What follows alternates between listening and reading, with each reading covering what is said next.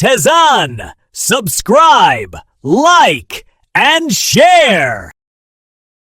ሰላም ክቡራት ተኸታተልቲ መደባት ቤት ተዛነ ሎሚ ብዙሕ ሰብ ዕረፍቲ ሲኢንሉ ኣብ ዘሎ ግዜ እንተዓዘብቲ ኣዝዩ ጠቓምን ህይወትኩም ብጭቡጥ ክቕይር ዝኽእል ኣብዚ እዋን ኣዝዩ ኣገዳሲ ዝኾነን ኣርእስቲ ሒዝና ቀሪብና ኣለና።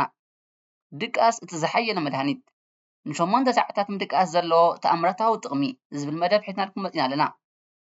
ክሳብ መወዳእታ ምሳና ትፀንሑ እንዳዓደብና ቻነልና ሓደስቲ ዝኾንኩም ሳብስክራይብ ከምኡውን ላይክ ሼር ጌርኩም ክትዕዘቡ ነዘኻኽር ሰናይ ምክትታል።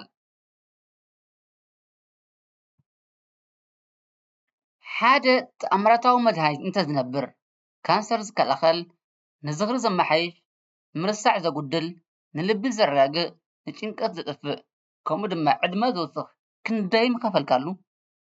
እቲ ዘገርም እዚ መድሃኒት እዚ ብናፃ ኣብ ዓራትካ ይርከብ። ንሱ ድማ ድቃስ እዩ።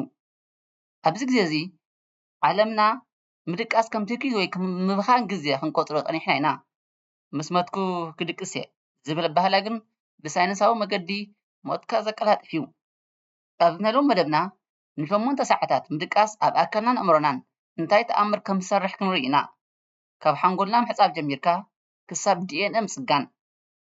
እዚ ቪድዮ እዚ ኣብ ድቃስ ዘለኩም ኣረኣእያ ክቕይር እዩ። ስለዚ ሓደ ነጥቢ እውን ከይሓልፈኩም ብፅሞና ንከታተል። ቀዳማይ ኣብ ውሽጢ ሓንጎልና እንታይ ይፍፀም? ዘድሽ ወሸር ምሕፃብ ሓንጎል ደቂስና ከለና ሓንጎልና ስራሕ የቋርፅ ማለት ኣይኮነን። የክዳስ ግሊምፋቲክ ሲስተም ዝበሃል ስርዓት ኣብ መዓልቲ ዝተኣከበ መርዛም ፕሮቲን ካብ ሓንጎልና ሓፂብ የውፅኦ። ኣልዛይመርስ ሊንክ እዚ ሓፂብ ዘውፅኦ መርዚ እዩ ሕማም ምርሳዕ ወይ ኣልዛይመር ዘምፅእ። እኹል ዘይድቅስ ሰብ ሓንጎሉ ጎሓፍ ይእክብ ኣሎ ማለት እዩ።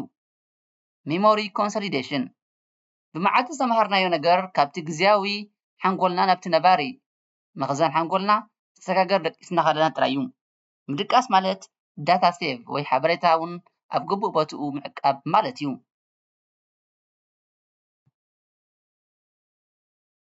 ካልኣይ ድቃስን ጥዕና ልብን ብላድ ፕሬሸር ከቢድ ድቃስ ዲፕ ስሊፕ ንልብና ናይ ዕረፍቲ ግዜ እዩ። ልብና ይሃድእ፣ ፀቕጢ ደም ይጎድል። እኹል ዘይድቅስ ሰብ ልቡ ን24 ሰዓታት ትፅዕር ኣላ ማለት እዩ። ዴይላይት ሴቪንግ ስታዲ ሓደ ዘገርም ምጥናዕቲ ኣሎ። ኣብ ኣሜሪካ ሰዓት ምስ ዝቕየር ሰባት ሓንቲ ሰዓት ድቃስ ጥራይ ምስ ዝጎድሎም ኣብታ ዝመፀት ንፅባሒቱ ናይ ልቢ መጥቃዕቲ ሃርት ኣታክ ብ24% ይውስኽ። ሪካቨሪ እቲ ሓንቲ ሰዓት ጥራያ እዚ ኩሉ ሓደጋ ተምፅእ።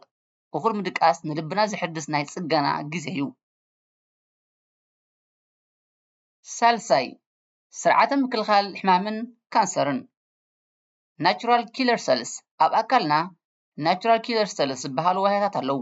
ስርሖም ንካንሰርን ቫይረስን ምጥቃዕ እዩ። ዘ 4 hour ቴስት ሓንቲ ለይቲ ጥራይ ን4 ሰዓታት እንተደቂስካ እዞም ተኸላኸልቲ ዋህያታት ብ70% ዓቕሞም ይጎድል። እዚ ማለት ንካንሰርን ሕማማትን ዘለካ ተቓላዕነት ብናህሪ ይውስኽ ኣሎ ማለት እዩ። ዲኤንኤ ሪፔር ድቃስ ንዲኤንኤ ይፅግን። ድቃስ ምስ ዝጎድል ግን ጀነቲካዊ ፀገማትን። ራብዓይ ድቃስን ክብደት ኣካላትን ሆርሞን ባላንስ ኣብ ኣካላትና ክልተ ሆርሞናት ኣለዉ። ሌፕቲን ፅጋብ ዝነግር ኮይኑ ግሬሊን ድማ ጥሜት ዝነግር ሆርሞን እዩ። ዘሃንገር ትራፕ ድቃስ ምስ ዝጎድለካ እቲ ናይ ጥሜት ሆርሞን ይውስኽ፣ እቲ ናይ ፅጋብ ሆርሞን ድማ ይጎድል።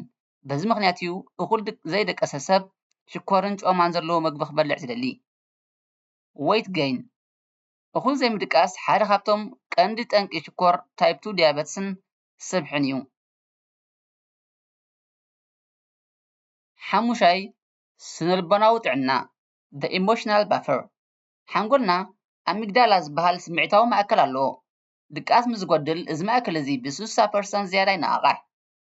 ኢሪታብሊቲ ንምንታይ ኢና ዘይደቀስና ኣሎ መዓልቲ ቀልጢፍና እንሓርቕን እንጭነቕን?